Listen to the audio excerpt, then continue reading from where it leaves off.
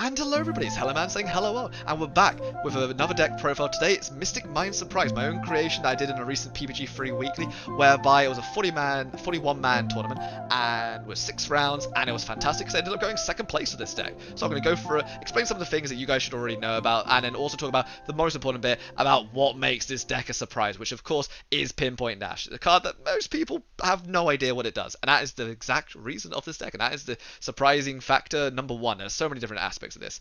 So, Dimension Shifter, standard card we play in this deck. I would ideally prefer to play it with a 40 card deck because you want to see it in your opening hand. Past your opening hand, it's a completely dead card, and it's just very instrumental. So many different decks just cannot play through this card, and it gives you, it just steals games when you're already like maybe potentially behind or anything like that. Lilith, a card that you might have seen was seen a long time back in the original versions of Mystic Mind, but of course people took it out when Metaverse got here and other such things. I put it back in because of course it's a way of searching our Pinpoint Dash, which is our MVP, but also it searches Metaverse and our Dark Sacrifice, which we put in there because it's more forms of protection. It protects against Lightning Storm and it protects against Harpy's Feather Duster, which it was unbelievable how many times one man could get Harpy Feather Dusted in a tournament. One Planet Pathfinder, we have enough ways to search it. I don't like things being just easily negated by Impermanence or Veil, and then you're stuck with a 1k body doing nothing. Well, you can still tribute it if you want, but I prefer other things. It's got a lot of searching already in the deck. Silent Wobby, please, for the love of God, people, will you stop doing this wrong? It's a simple combo. This is the easy part. This is the small brain Mystic Mind. This is the old school Mystic Mind of you activate Mystic Mind, and then you summon Silent Wobby to your opponent's side of the field. No, it does not trigger Demise Land. It's like a kaiju. You are summoning it, not your opponent summoning it. And no, you do not draw then whatever. If it was ever going to be anything, your opponent would draw and you'd gain 2,000 life points, which I guess means you could use it to gain life points to win in time. Never seen it done before, so you guys in the comments can tell me if you've ever done that, because that's actually in crazy use. But realistically, you want to go through, activate Mystic Mind, summon Silent Wobby, and then you remember to remind your opponent that they only have a hand size of 3. In the long game, drawn out games, this could be really instrumental, making sure that your opponent does not get any advantage if they somehow play through Mystic Mind. They've just got such a small hand to play with now, rather than having a potentially stacked hand of 6 or 7 cards. Cauldron of the Old Man, I play 1 Cauldron and 1 Final Countdown. Some people like to play just 1 Final Countdown because, of course, it does clear the zone, which is quite nice. I like to play 1 of each just to give myself the options of choice with Left Arm Offering, and also means I sometimes see it a little bit earlier without having to just rely on Left Arm Offering and Pot of Duality and Pot of Extravagance. Realistically, you'll be searching it or drawing it most of the time, but I like the options, and I also like the idea that obviously Cauldron of the Old Man is a lot quicker than Final Countdown. Final Countdown takes 10 turns for activation, Cauldron of the Old Man takes 7 turns. Now please, say it with me guys, whenever you activate Cauldron of the Old Man, do not burn your opponent. Please, please do not burn your opponent the first time. That 300 damage does not make it any faster to kill your opponent. In total, if you were to burn your opponent every single turn, that would be 8,400 damage. If, however, you missed off that 300 damage, you see where I'm going with this, in total, that'd be 8,100 damage. Still lethal if they're on 8,000 standard life points. So, realistically, you might as well gain life points. That life points has, in several occasions, saved me from being OTK'd. So, you might as well gain life points rather than doing a completely negligible burn. It really makes no sense. Demise of Land, that is a 2-card combo with Pinpoint Dash, which we'll see in a moment. 1 copy of Field Barrier. I wasn't really missing this too much because the idea is that I'm very worried always about being Cosmic Cyclone. Field Barrier, if you have it up with Mystic Mind, you can't do anything now. You basically killed yourself with your own cards. So most of the time, I'll search with Left Arm Offering if need be, and usually feels fine if I really do want to go for it. So for me, 1 worked, but you guys, I understand if you want to change it up. 2 got a Scold. I don't need to open this to go full combo or feel happy with this. This is great when you've got it. Quite a lot of the time, if I've got Mystic Mind set up with a Silent Wobby or Field Barrier, this will be kind of the next card I go for. I don't rush to get to my win condition. I don't rush to get burn because you want to make sure that your cards are staying up in the field. So if you haven't already got Judgments or Dark Bribes to protect your cards, you want to make sure that your opponent's not going to suddenly break through your board. So, Cauldron of the Old Man, Final Countdown, once you know you're in a comfortable position of controlling the game stake, that's what Mystic Mind is. It's trying to make sure your opponent is doing everything that you want to do. You only allow your opponent to play the game. You're the gatekeeper there. So, I tend to search Cold as Cold because it gives you that real big step up with controlling the flow of the game. Free Left Arm Offering, Free Mind, Free Duality, Free Extravagance, Terraforming, Dark Bribe, Judgment. I shouldn't need to explain this. These are good cards. These are kind of important cards in the deck.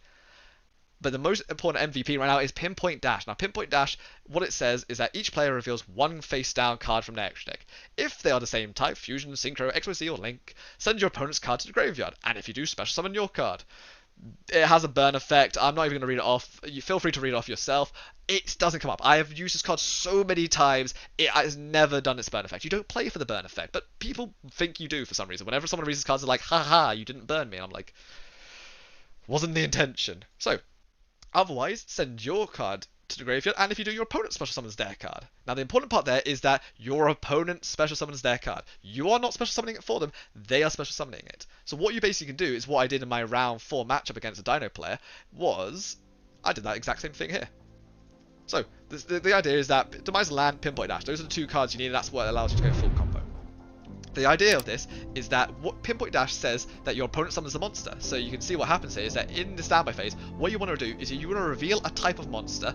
Generally, on average, it tends to be fusion, but you've got to have real knowledge of your opponent's decks. This is where Mystic Mind goes from being a small brain deck to big brain deck, because you have to have impeccable knowledge of what your opponent is likely to be playing in their extra deck. If you're playing against Zodiac, XYZs, but they might also have quite a lot of links as well. If you're playing Dogmatica, ooh, it's a lot of synchros, fusions, not too many links to be fair, if we're honest though. Not too many XYZs either, so you've got some options there, but you just got to know and try and increase the chance, because Pinpoint Dash is a luck-based thing. You don't know what your opponent's going to reveal here, but you can try and base that on some logic by showing some big brain knowledge there. So, you both reveal a type of monster, as we'll see through here. And the idea is that in the standby phase, you want to trigger this card here, because what you're trying to do is you're trying to make your opponent summon a monster, because you want to fail this. You want to reveal a type like a fusion, or synchro, which generally people don't tend to play or reveal. You want to reveal a card that your opponent's not going to be able to do anything with. So you see me here, I'm setting my cards in standby phase, we're going to activate the Pinpoint Dash. So in real life, this should just be revealing a type of monster from your extra deck at the same time. Duelling Book's a little bit more awkward because you can't reveal it and there's no inherent programming in it yet. So hopefully, fingers crossed, that eventually happens. But don't need to worry about that, because what we're going to go through and do instead is that you just banish face down. So you each choose a card from your extra deck, banish it face down, so that's like you confirmed your choice.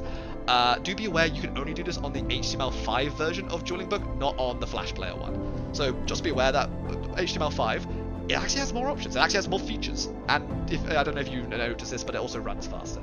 So recommend HTML5. So I've chosen here my Full Armor Master. We compare the types. Oh fuck, it's different types, I fucked it up. Oh wait, no. Because now they summon a Link Rebo, all in the standby phase, on resolution. Buys a land, activate Mystic Mind from deck.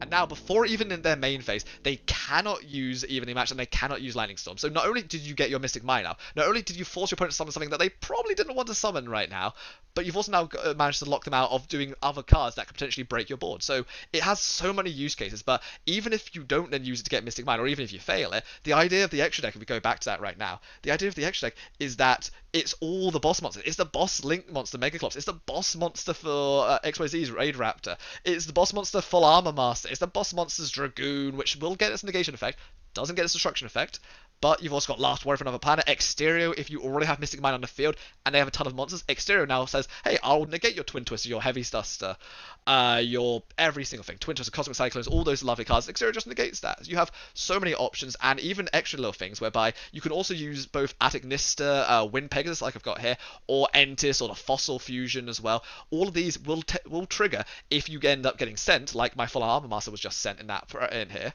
All of these will then be sent and they'll trigger, or if your opponent's playing in Dogmatica, you can get some free advantage off of that. So there's tons of options there, but you have to again think really big brain here. This is the big brain Mystic Mind, not small brain, big brain Mystic Mind. And it's just fantastic to see how this was able to use it in my round 3 matchup against Dinos, just to clutch that game up, because you just now lock them before they get a single chance to do anything. Finishing up now with the deck profile, we have 3 Unending Nightmare. Now, these were amazing in my round 1 match. I'll go through my features now. So, round 1 was against Virtual World, whereby Virtual World Gate Cthulhu is the main card you want to watch out for. In this regards, that's why Unending Nightmare is fantastic. Also great against dinosaurs, destroying that Lost World so you don't get tokens on your field. Fantastic, but there's lots of other use cases where it comes up, and it's just great removal, especially against Eldritch as well, blowing up Conquistadors, very handy. I didn't go against any Eldritch, but I almost did. Ended up beating people like Triff and Pascal, which is fantastic. I think they came like relatively low down. I came second place with this deck. This deck has got humongous potential, and people think Mystic Mind is just a joke at this point. That's why you got to surprise people with Mystic Mind Surprise. Prohibition, it's your standard card, of course, negate stuff. Calling Golden Lord turns off the entire engine, unless, of course, they already have access to the engine, then it's a little bit too late for that, unfortunately, which is what happened to me in my only loss. My only loss in the entire tournament was to the guy who came first place, so I'll take that. So, round 1, against Virtual World. The Unending Nightmare was the MVP there. Round 2 was against Dinos, which I won in time because I went to 15,500 life points with Cauldron. Now, not often I will go gain life points. I don't like to do that idea of just gaining life points and wait until time. But I was, because time was, I realized that in the amount of time left was about 4 minutes, so we had an extension. It was about 4 minutes left. I realized that I did not have enough time to go through and kill him, and I was a bit worried that he could potentially break through because I didn't have a full lock on the board. So I thought, you know what, I'll just start gaining life points. And sure enough, he actually got to the point whereby he was able to start doing a little bit of damage potentially. So I was just really happy that the Cauldron Man gave me that breathing space. Round 3 against Zodiac. They special summon a lot. What more do you need to say, honestly? It was a classic game to play, and so I just went through doing that. Anything else that happened there? Oh yeah, it reminded me, Solemn Strike. Be aware that Solemn Strike does exist, and people can use them. Solemn Strike their own summon, so they clear their own board. Same thing with Torrential Tribute. Torrential Tribute is getting played a lot more this format, so you've got to be aware that it's a bit of a neg for them, but they could use that to clear out their board of monsters and potentially destroy your Mystic Mine. Round 4, that was a Dino match I just saw with Pinpoint Dash. It was an impeccable, fun game to play through in that regards. Pinpoint Dash says you need to understand and know your opponent's thing to influence and give you the best chance to trigonomize land. Obviously, the controllers is that if you ever fail it, and if people ever think that your only win condition in this deck is Mystic Mine, you didn't get away with something like a Mega Clops, an Ultimate Falcon, any of these boss monsters that are ridiculously hard to get through. I have won games just by summoning Dragoon, and then my opponent's like, oh fuck, I can't out the Dragoon in this situation. And if they do then out Dragoon some point later on, or any of these other insane boss monsters, you just go back to using Mystic Mine. It adds a whole nother dimension to this deck, whereby it's not just Mystic Mine is your entire lifeline. You've got added options here. Pinpoint Dash is Waking the Dragon, plus also activating Mystic Mine, and also negating Evenly Match, or preventing Evenly Match and Lightning Storm. It gives you so many options there.